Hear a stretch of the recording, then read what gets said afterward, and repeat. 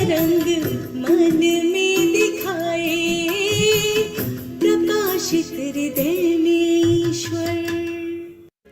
आहिष्मा सूनवे पिता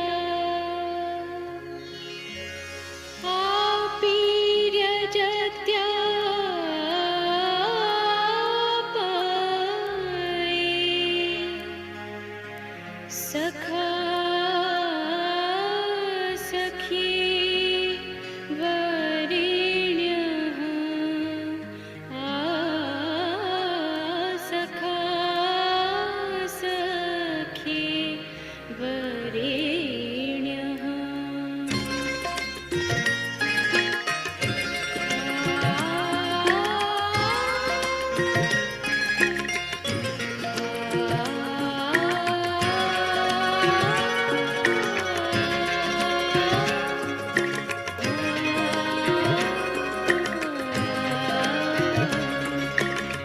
हे प्रभु मेरे परम सखा मेरे परम सखा। हे प्रभु मेरे परम सखा मेरे परम सखा। तुम ही बंधु हो तुम ही स्नेही, तुम ही हो मात पिता। दुख में धीरज देने वाले, कष्ट में सुध लेने वाले। दुख में धीरज देने वाले, कष्ट में सुध लेने वाले। तुम ही सहाय सदा। हे प्रभु मेरे परम सखा मेरे परम सखा।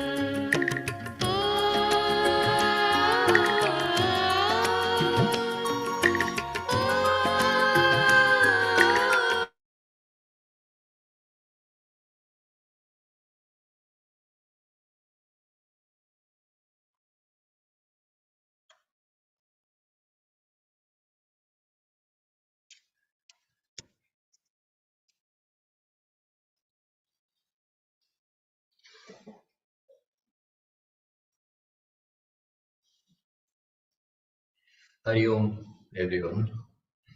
We'll begin the session by chanting the invocation.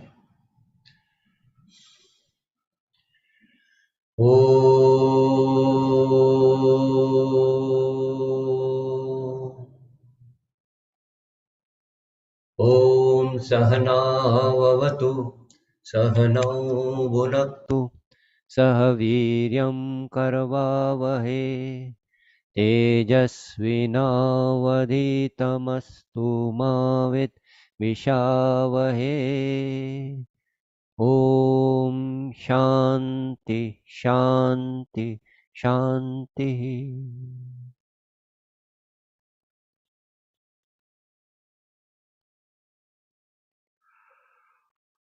Now we can chant the verses of Bhagavad Gita.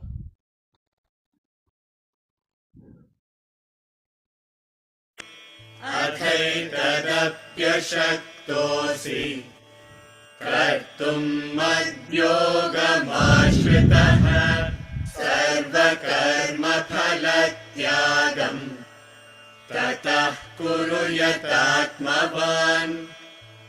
श्रेयो हि ज्ञानमभ्यासात् ज्ञानाध्यानं विशिष्यते। ध्यानात् कर्मफलत्यागः त्यागात् शान्तिरनन्तरम्। अद्वेष्टा सर्वभूतानां मैत्रः करुण एव च। निर्ममो निरहङ्कारः समदुःखसुखक्षमी। सन्तुष्टः सततं योगी यतात्मा दृढनिश्चयः मय्यर्पितमनो बुद्धिः यो मद्भक्तः स मे प्रियः यस्मान्नो द्विजते लोकः लोकान्नो द्विजते च यः हर्षामर्षभयोद्वेगैः मुक्तो यः स च मे प्रियः अनपेक्षः शुचिर्दक्षः उदासीनो गतव्यथः सर्वारम्भपरित्यागी यो मद्भक्तः स मे प्रियः यो न हृष्यति न द्वेष्टि न शोचति न काङ्क्षति शुभाशुभपरित्यागी भक्तिमान्यः स मे प्रियः समः शत्रौ च मित्रे च तथा मानापमानयोः शीतोष्णसुखदुःखेषु समस्सङ्गविवर्जितः तुल्यनिन्दास्तुतिर्मौनी सन्तुष्टो येन केनचित् अनिकेतस्थिरमतिः भक्तिमान् मे प्रियो नरः ये तु धर्म्यामृतमिदम् यथोक्तं पर्युपासते श्रद्दधाना मत्परमाः भक्तास्तेतीव मे प्रियाः। Hari Om. We are doing the chapter 12 of Bhagavad Gita, Bhakti Yoga.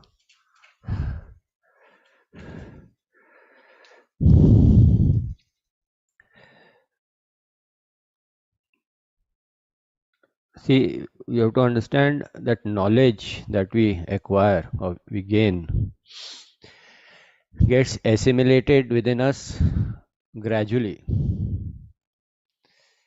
Knowledge is not merely a process of listening and understanding the words conveyed. It has to be assimilated and digested, and it has to bring about a transformation within our personality. This is a gradual process. It doesn't happen by just in a day or two.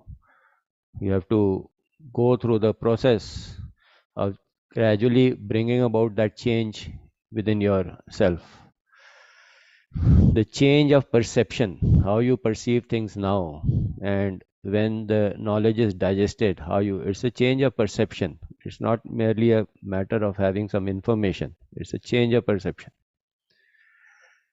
So, a person knows a lot, he understands a little and practices next to nothing, then that knowledge is of little use. It will not bring about the desired result which it is supposed to give you, peace, happiness, energy, etc.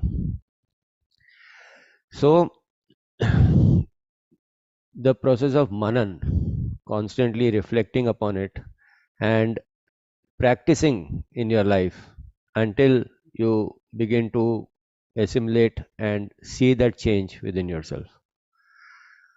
Now in this chapter, Bhakti Yoga, you see that Arjuna asks a question, who is a better yogi?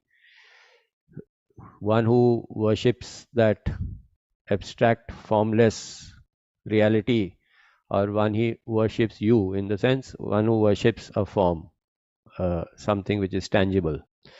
To which Krishna replies saying, he doesn't reply in the context of form or formless. He says a perfect yogi, or one who excels in yoga, is one who has consistency and Shraddha. The consistency and Shraddha are necessary in the path for you to achieve the end of what knowledge is directing you towards. Then he explains that who is capable of the form worship or the formless worship. He says, unless, see, what is a form worship? Form worship is something little more concrete, visible, tangible to you. Formless worship is a very abstract concept, very abstract in its nature.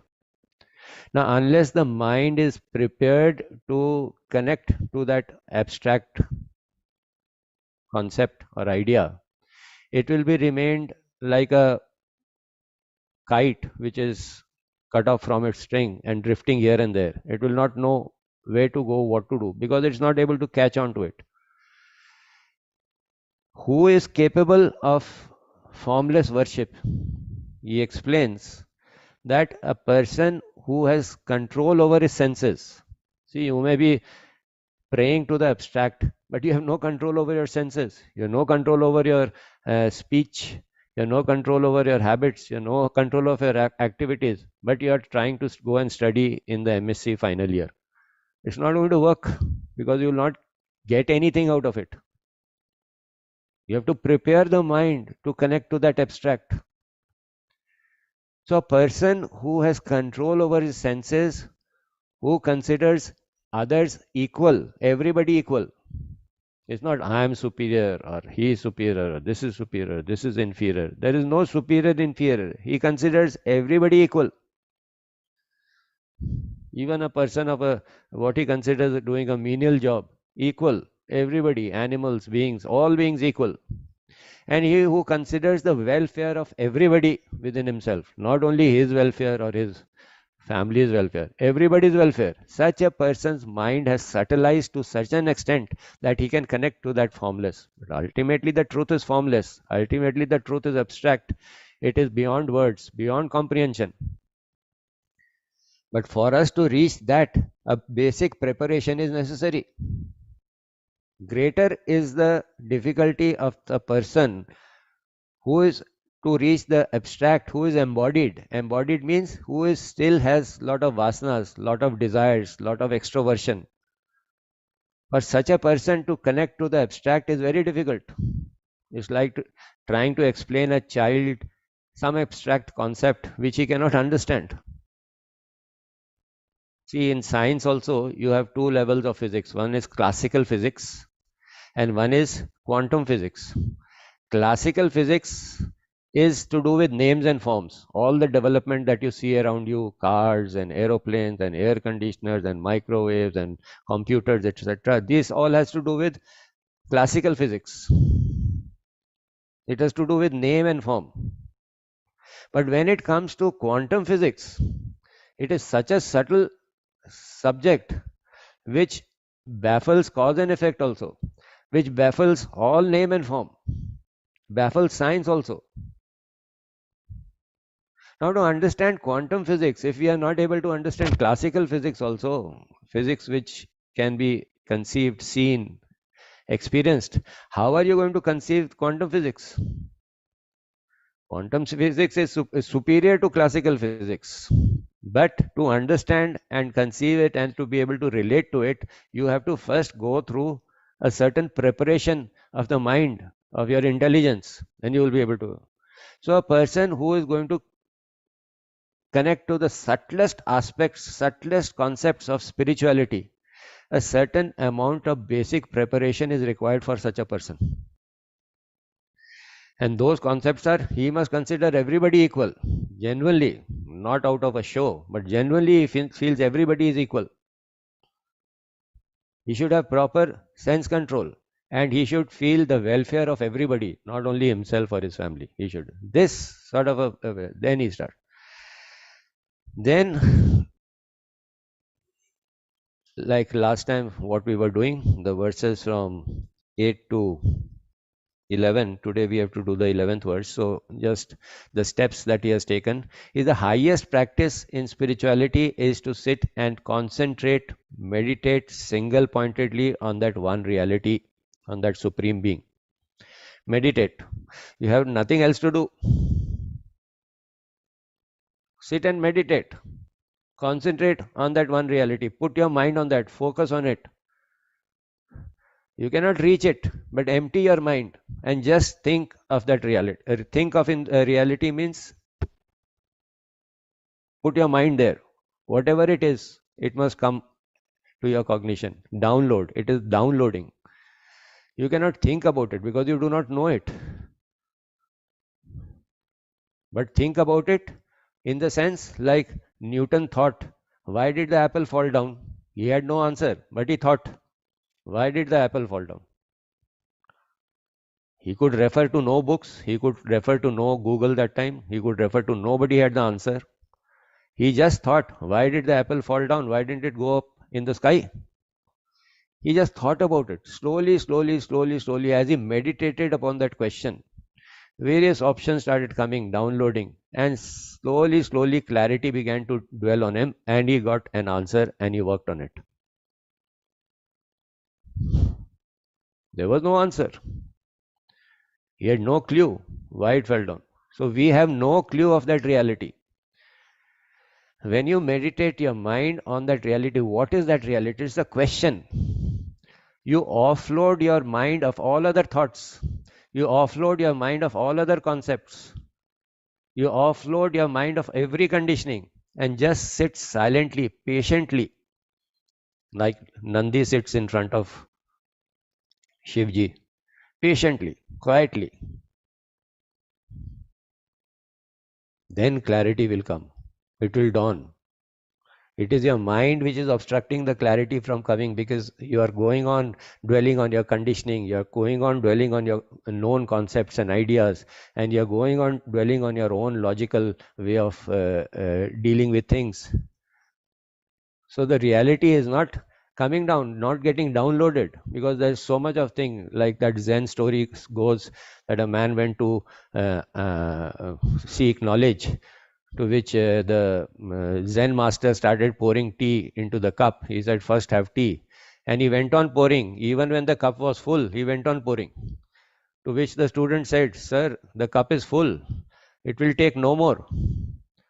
So, to which the Zen master smiled. He said, yes, your cup is also full. It will take no more. Your mind is full of ideas, concepts. It will take no more. For the reality to descend, empty your cup, empty your mind, meditate on me, meditate on him, meditate on that. Now, in the 9th verse, he says, if you are unable to meditate on me, then practice meditating on me. While you are doing your karma, bhakti, gyan, practice meditating on me. Like last time we said, set aside 10 minutes at least in a day. 10 minutes, 15 minutes, 20 minutes, whatever you can. Think of nothing. Be quiet. Be in silence. Be in communion with that truth. Be in communion with that reality. I don't know. Surrender. Complete surrender. Silence. Sit quietly. Surrender yourself to whatever that power is. Don't try to define it. Don't try to understand it. Just surrender. Let it come down. Let it descend. 10 minutes every day. Then you do your karma bhakti gyan. If you say, no, sir, I cannot even do that. I have so much energy flowing out. I cannot harness my energy and put it inside. It just keeps on pushing itself outside. Then he says, if you are incapable of any abhyas also, then regarding my action as supreme, performing actions for my sake, you shall attain perfection. Connect yourself to my will. Don't act based on your whimsicalness, on your likes and dislikes, on your mental forces. Considering my action as supreme, as if you have a boss over you. Understand what the scriptures are telling you. Understand what your guru is telling you. Understand what the sages are telling you. Act in accordance to them. Perform your actions. Be active. Do whatever is necessary to be done. Do it. But do it under my instructions, my will. Consider my will as supreme and then perform your actions. If you do like that, then your mind will start attaining perfection. Then also you will attain perfection. Now he says, okay, to some extent you can do, but he says, even if that is not possible, see, all the time, sir, I cannot follow your will. All the time I cannot be under the thumb of a boss. I cannot, even if that. So in his most considerate nature, he says, okay, then there is another option. I will give you another option. Then we have to do the 11th verse. We'll just chant it.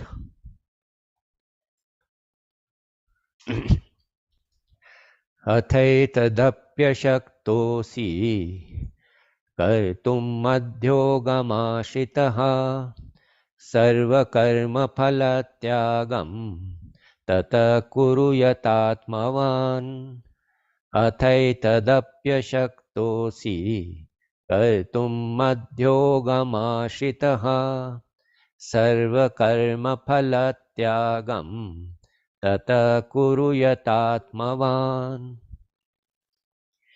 He says, if you are unable to do even this, means you cannot function according to my will all the time, then taking refuge in the union with me, renounce the fruit of all actions, self-controlled.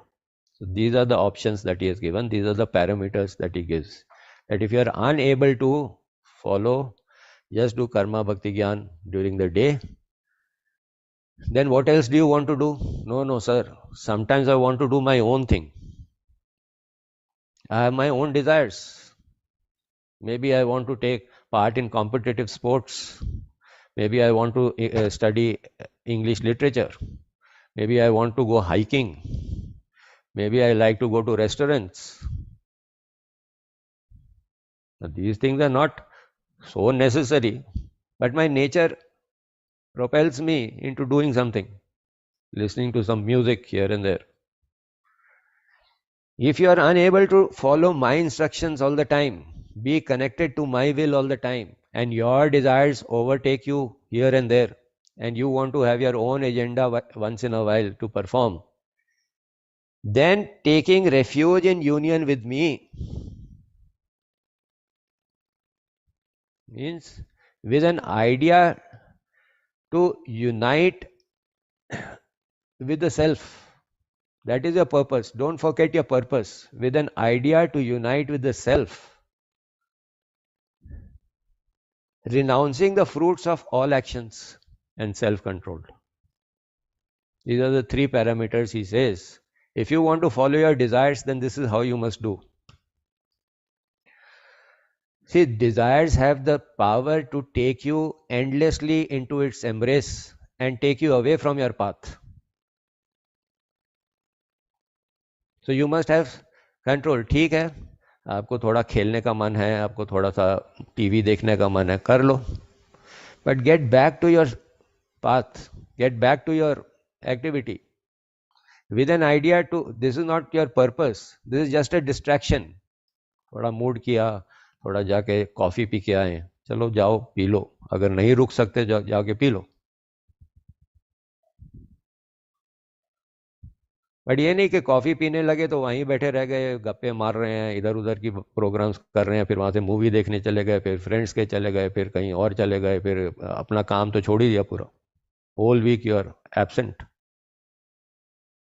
With taking refuge in union with me, come back with a fresh mind and then get on to your track, get on to your path.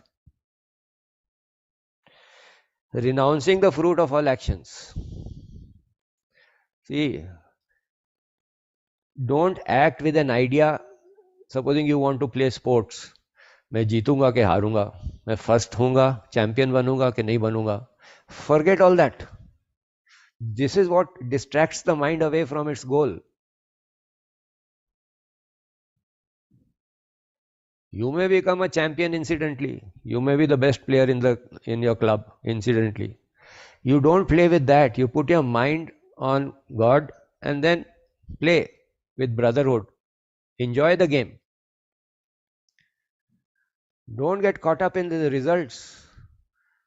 If you want to do a economic course on in economics, do it. नहीं रहा जा सकता है तो कर लो. Now whether I will become first, whether I will break the record, and whether my record will be broken by others, these are extraneous thoughts. This is where you will have to control yourself. If you cannot control here also, then you will be swept away by the current of life. This is the last option he has given. He is asking you to, if you want to fulfill your desires, but be careful. Don't get swept away and get lost into the world. शादी करनी है, नहीं रह सकते, कर लो. With an idea of union with the refuge. चलो अब मन को तृप्ति हो गई, अब तो अपना भजन करो, पढ़ाई करो, सेवा करो.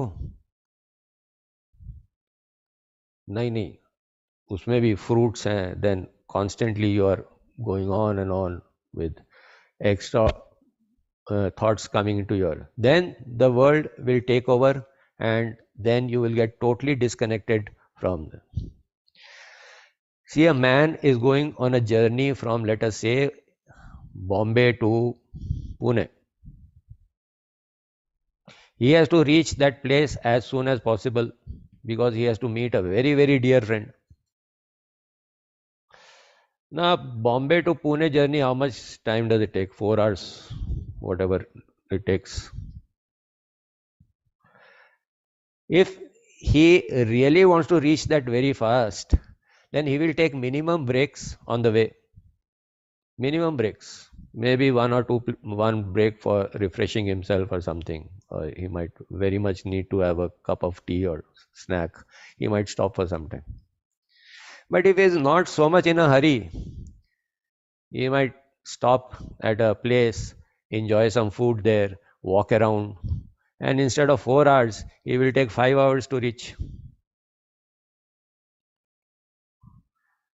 But if he is not, even he is more relaxed, चलो कोई बात नहीं, शाम तक पहुंच जाएंगे. Then he may say, चलो भाई थोड़ा लोनावला में रुक जाते हैं, वहाँ थोड़ा इधर उधर देख लेते हैं, ये कर लेते हैं. So he must spend 1 or 2 hours in Lonavala. ये भी थोड़ा, he may go off route to see something else also or meet a friend. ठीक है, but he should not get so involved in the way that 2-3 दिन हो गए अभी तक पुणे नहीं पहुंचे. रास्ते में शौक पूरे करते हुए जाओ. But don't forget that you have to reach Pune. So similarly in life, आपके desires हैं, you have desires, you want to fulfill it.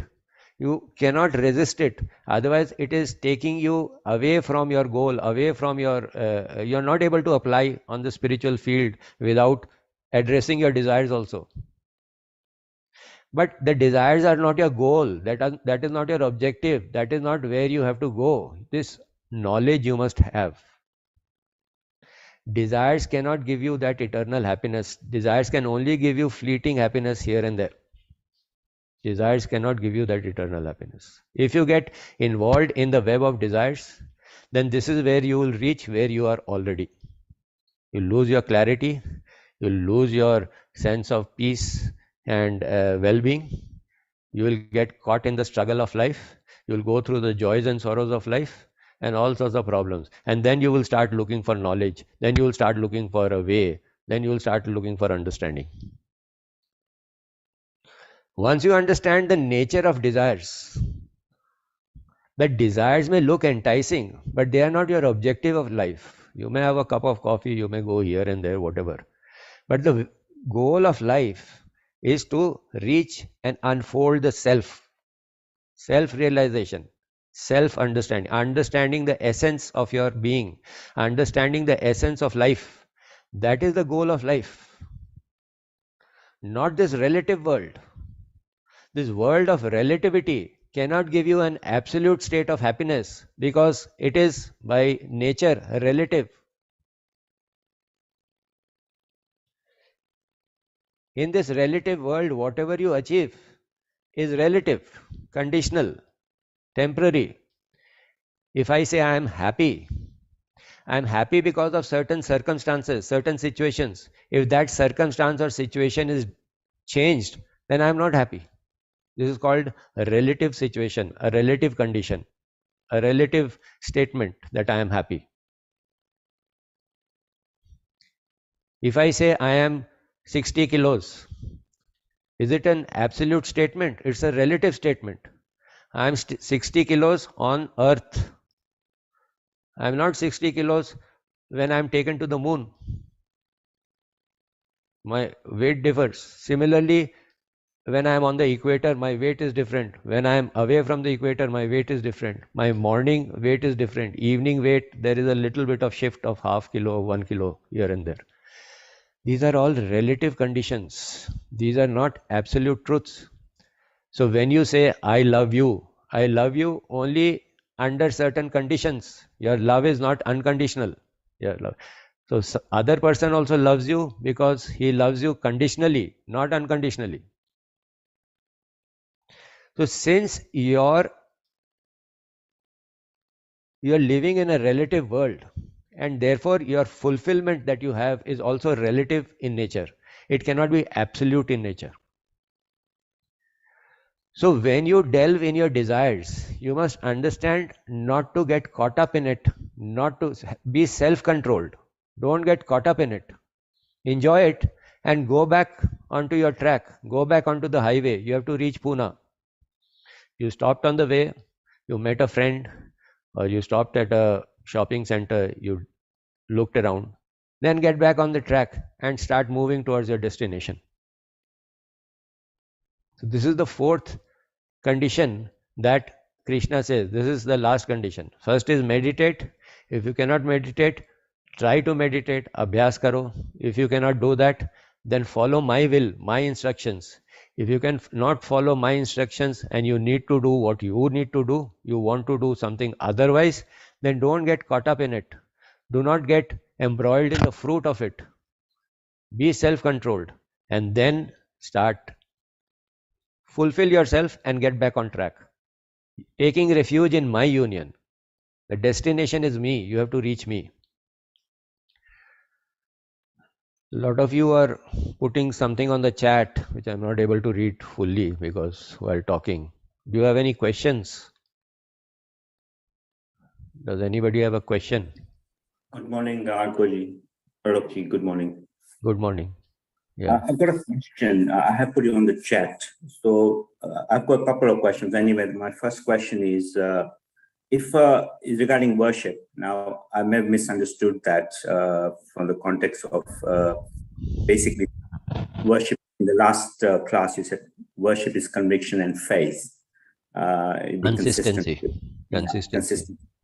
But my question is, if one is, if I'm a Brahman or God, thou art that, then what am I worshipping? Who am I worshipping? Perhaps looking in the prayer point of view, I suppose. So if you can just elaborate on that, please. It is exactly what we are trying to say. It's a statement that you are God. Okay? But this statement has not been realized by you. You're still caught up in your desires. God has no desires. God has no family. God has no need to go for outings and all. But you have those needs. You are not in the state of God realization. You're still in the realization of I'm a human being. Okay? And I need to find out something. I need to reach a destination. I need to understand, uncover the truth of life.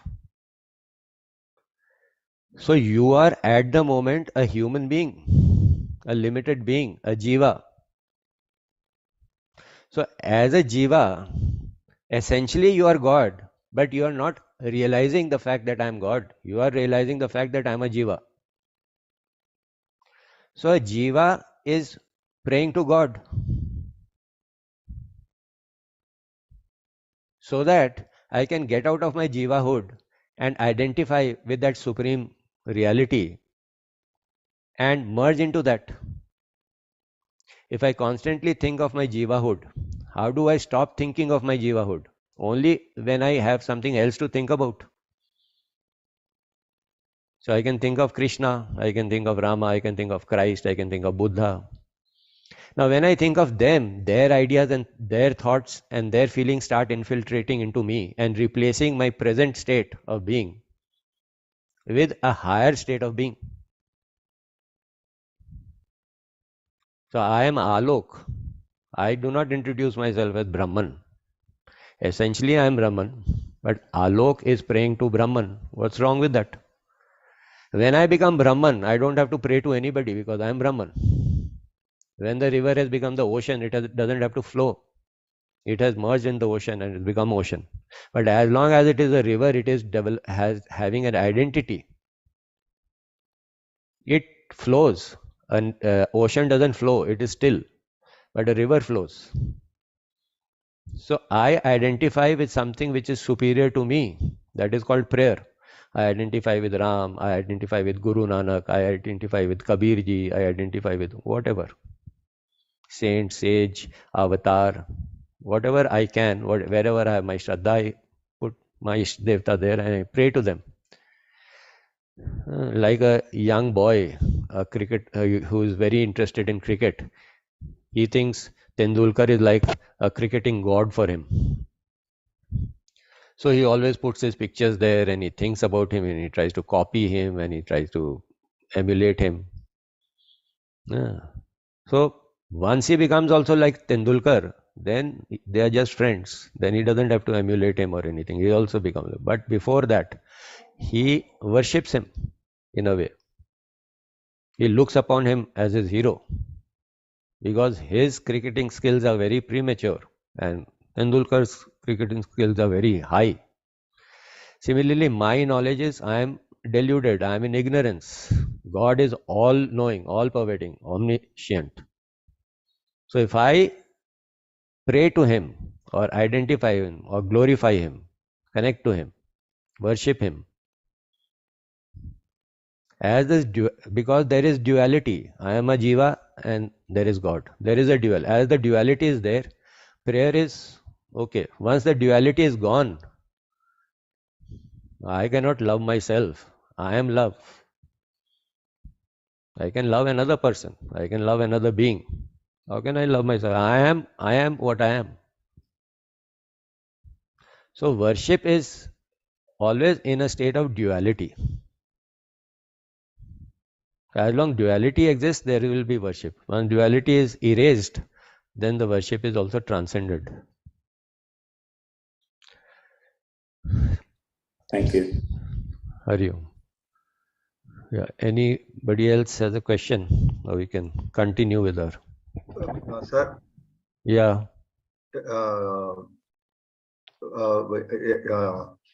Elaborate on the act of worship, sir. Conventionally, we feel singing songs, doing bhajan, that as the act of worship. Generally, conventionally, I understand it to be sitting together and doing bhajan, and sometimes getting lost in that. Maybe tears also roll down. I become emotional. Maybe, but Bhagavan, you are there everywhere in every particle. All that, the number of songs are there. So becoming sentimental and getting kind of that melting spirit may be there. But what is the act of worship, sir? Elaborate, sir. See, the act of worship is, firstly, worship is done to somebody whom you look up to. You can worship your parents, you can worship your country, you worship an ideal, you can worship God. When you're worshipping, you are actually singing the glories of that particular person or being.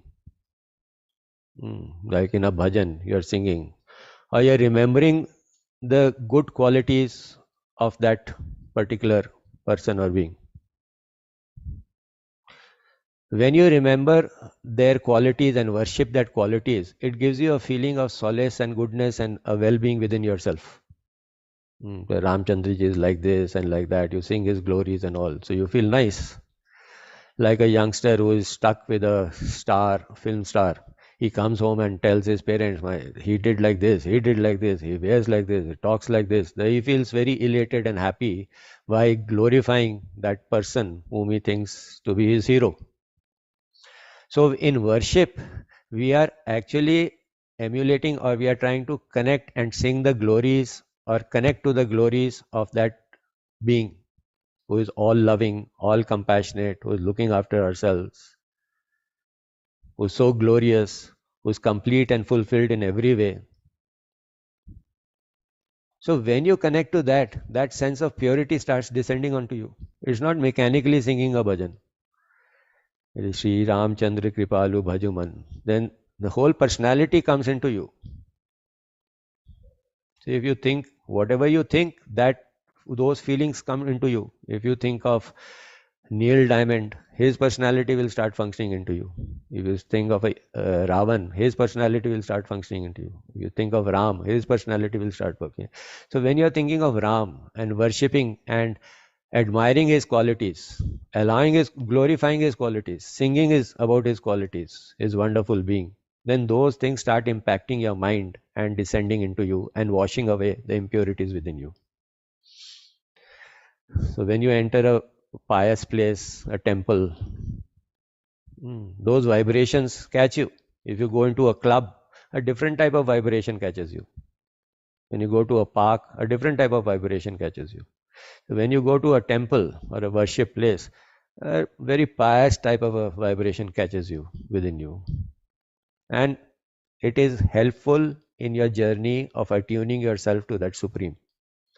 Otherwise, your mind is constantly vibrating at lower level of thoughts, connecting to the world, connecting to sensuality, connecting to the senses. This is the type of thoughts mostly which is coming.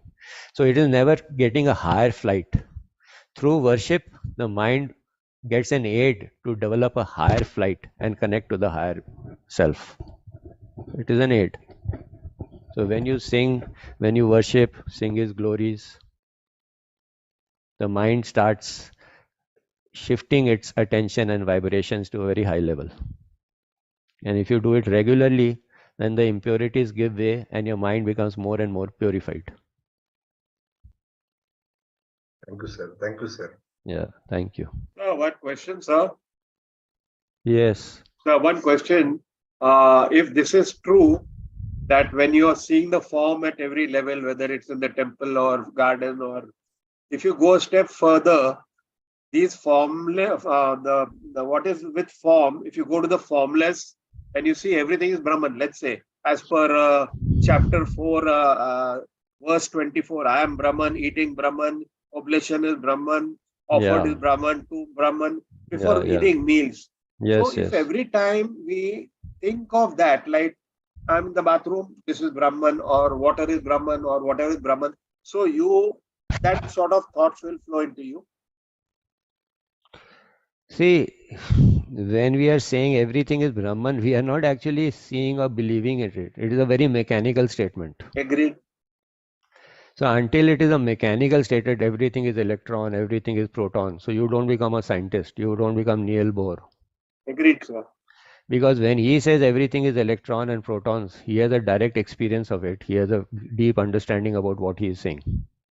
That means when we do Karma Yoga, Bhakti Yoga, and Jnana Yoga, we slowly and steadily move to that level. Yes. Where we will start believing that we are. You will direct experiencing the reality of this statement that I am Brahman, what Brahman means, what it stands for. Not mechanically. It won't be a mechanical statement, hearsay statement. Okay. It's a hearsay statement. If I say you are a multi-zillionaire, you don't become a multi-zillionaire just because I told you you're a multi-zillionaire. Correct. You must feel that I am a multi-zillionaire. So that makes life easier to get to where we have to get to. Yeah, so that is the objective. The objective is totally in the unknown. I am Brahman. With that objective, I step by step go. First, I take the help of a form, and slowly that form subtilizes, and like ice melts into water, and water into vapor, and vapor into space. So I also melt into Brahman, and then I become Brahman. Okay. Thank you. Yeah. Okay.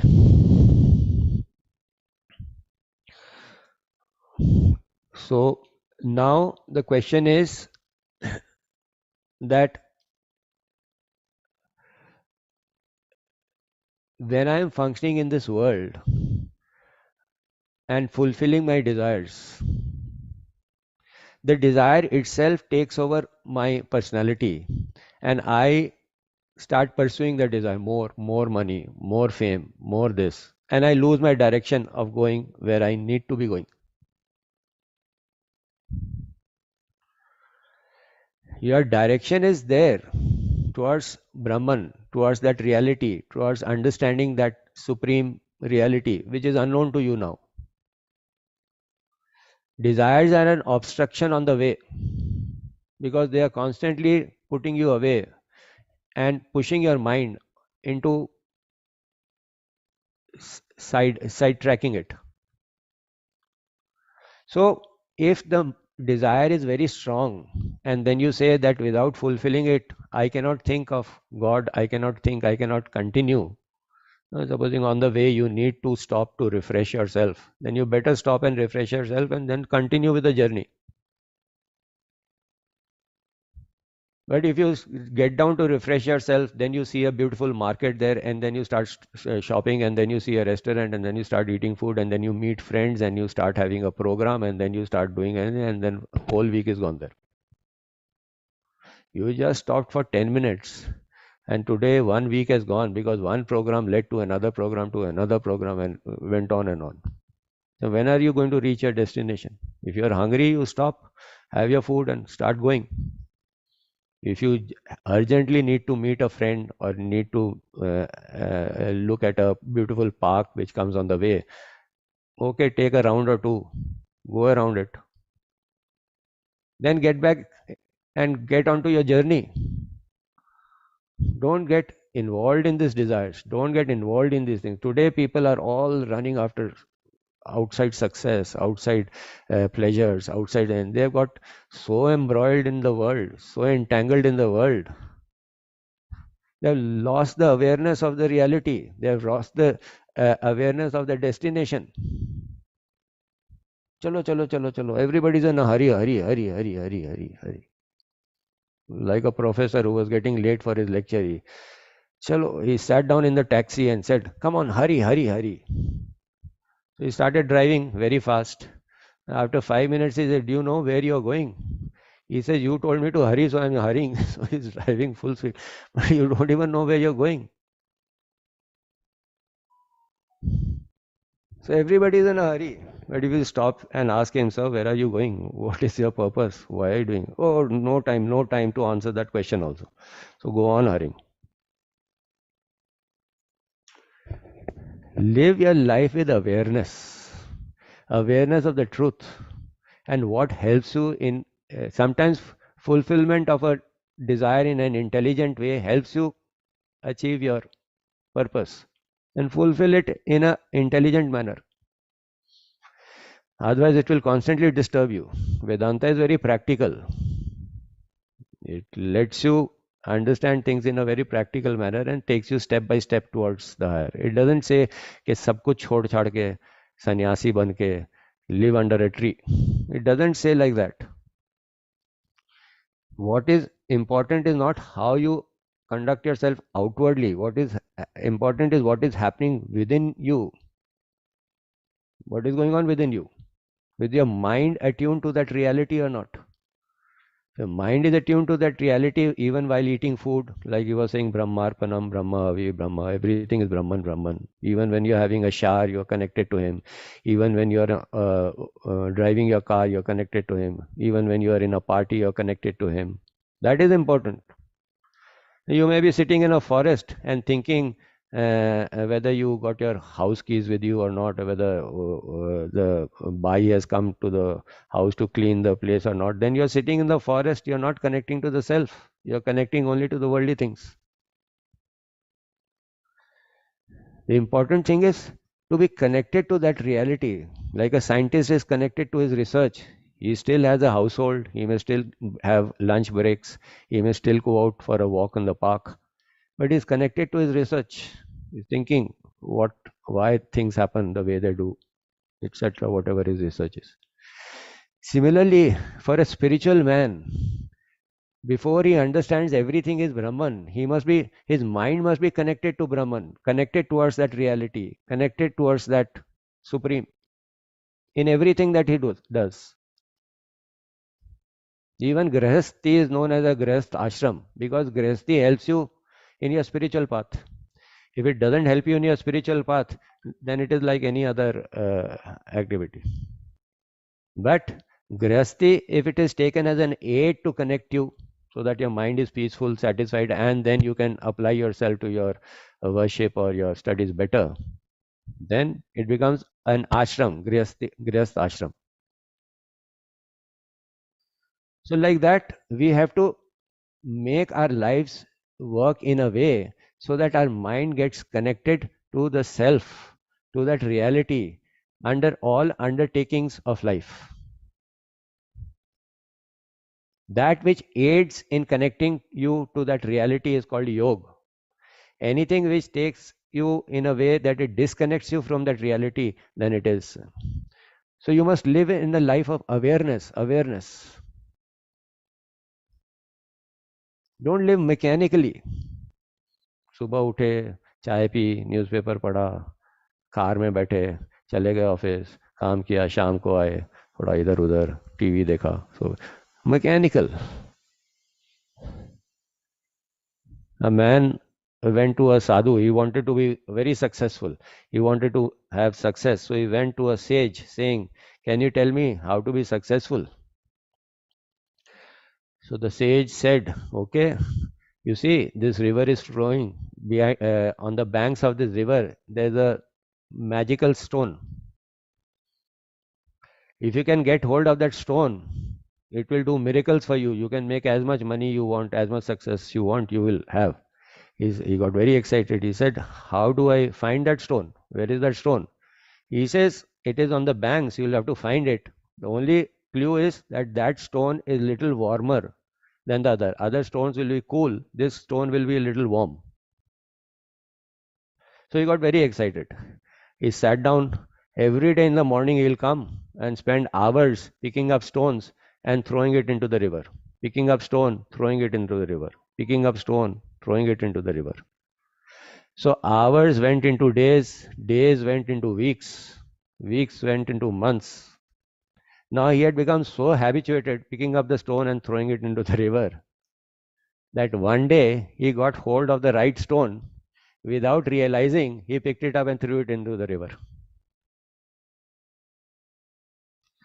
It had become weeks and months of practice of picking up stone and throwing it into the river had become so set into him, so mechanical it had become that he had lost awareness of what he was doing. He was just doing it. So when he hit the jackpot, when he got that stone, he threw it into the river. And when he threw it in the river, then he realized, oh, that stone was a little hot. What happened? I should have written, my God, I have lost that stone because he had thrown it into the river. Now it's very difficult to retrieve. This is what happens to us in life. Somewhere our routine becomes very mechanical. Oh, padhna hai.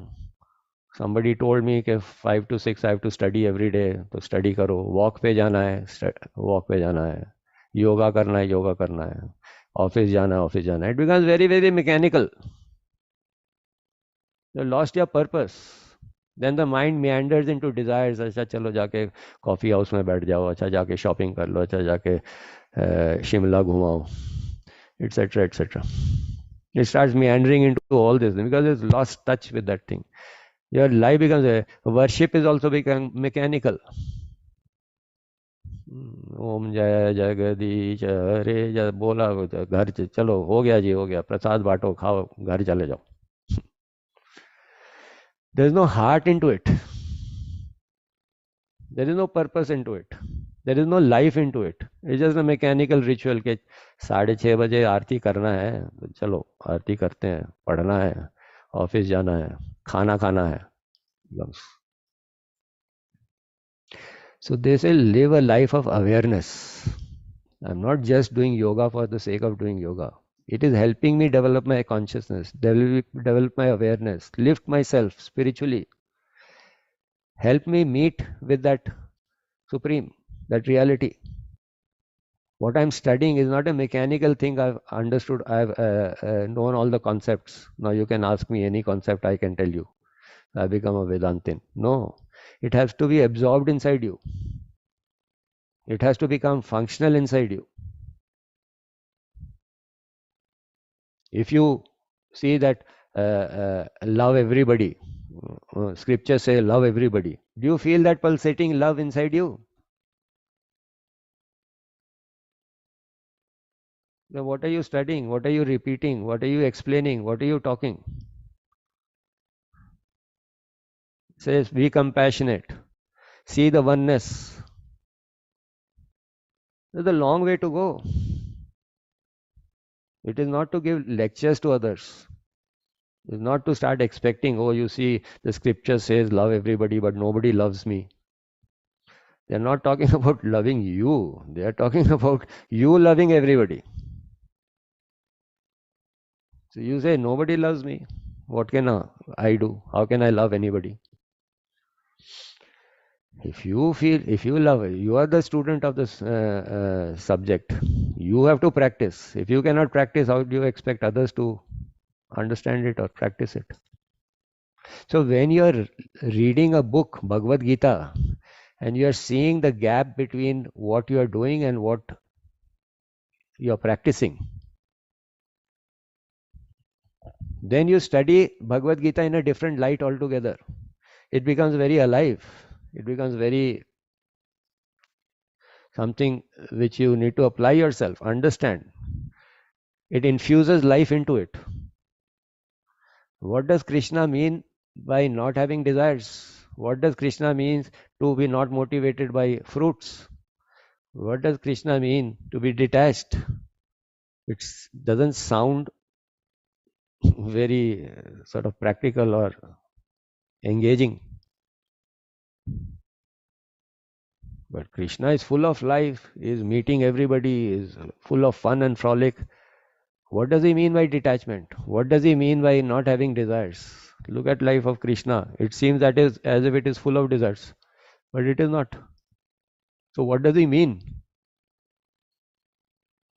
So when you study with that purpose in your within yourself, that this is how I have to understand Bhagavad Gita and I have to experience the truths of it, put it into my life, then the whole study takes a different identity, different complexion altogether. When you are doing yoga to lift your awareness, not only to look good, even if you are doing it to look good, it will have a different feel altogether. But if you are doing it mechanically, then it becomes a burden. Chalo, somehow stretch yourself and all. But you have a purpose, even if it is to look good or feel energetic. You will apply yourself in a different manner. So therefore, he says, if you are unable to follow my will, then taking refuge in union with me. All actions are done in life with an idea to evolve yourself and connect yourself, unfold yourself, unveil yourself, and connect yourself to the self. That is the purpose of all your actions. How to evolve your consciousness and connect it to the highest level. What is that highest level? That highest level, if you meet, there is absolute clarity, total peace, total fulfillment, total love, total self-sufficiency. That is the quality of that state. You become totally self-sufficient. You're full of love. You're full of clarity.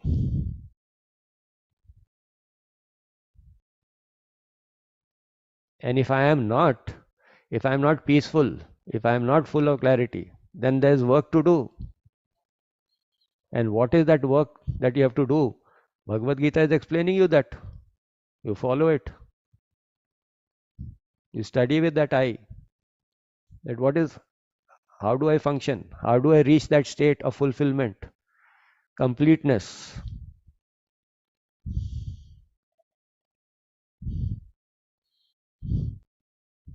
Desires are not going to desire. See, a person who's full of desires, I desire.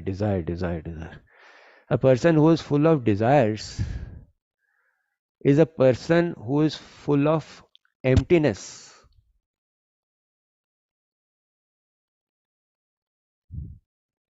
A person who has no desires is full, complete. So a person who is lacking, he cannot be a giver because उसका तो अपना ही पेट नहीं भर रहा हो, किसी को क्या देगा? A giver is a one who feels complete and full within himself.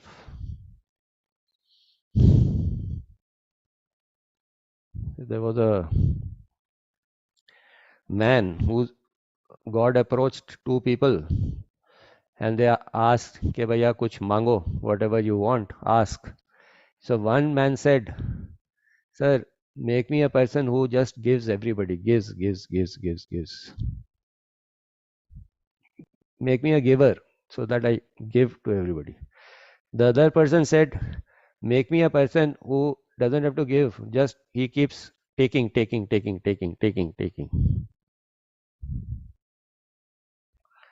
अब जिसने बोला था God make me somebody who is only giving, full of giving, he became a multi millionaire. And his treasury would never get empty because he has to give. If he doesn't have, how will he give? And the other person became a beggar outside a temple because he doesn't have to give, he has to only take. So he is only taking. He doesn't have to give.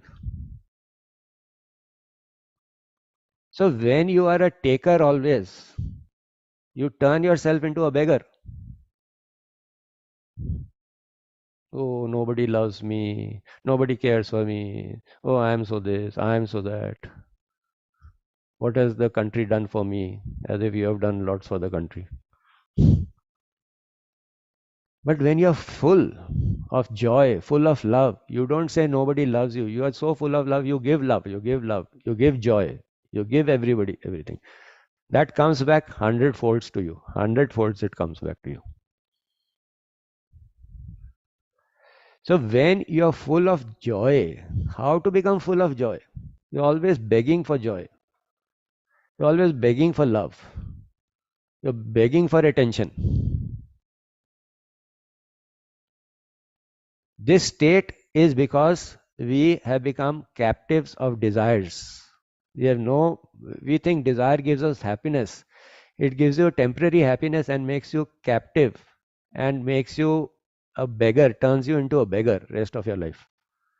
Nobody cares for me, nobody loves me, nobody wants me, nobody does. Me.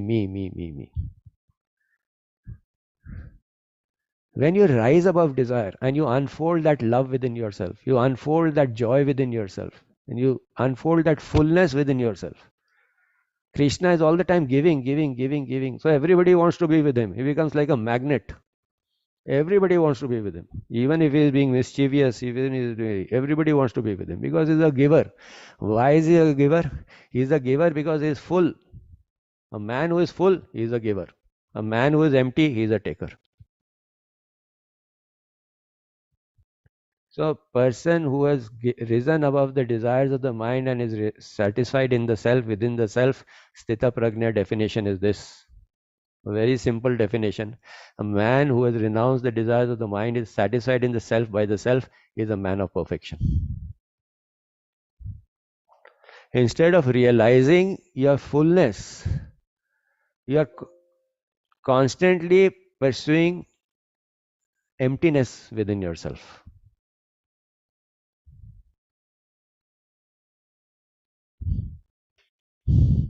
Okay. So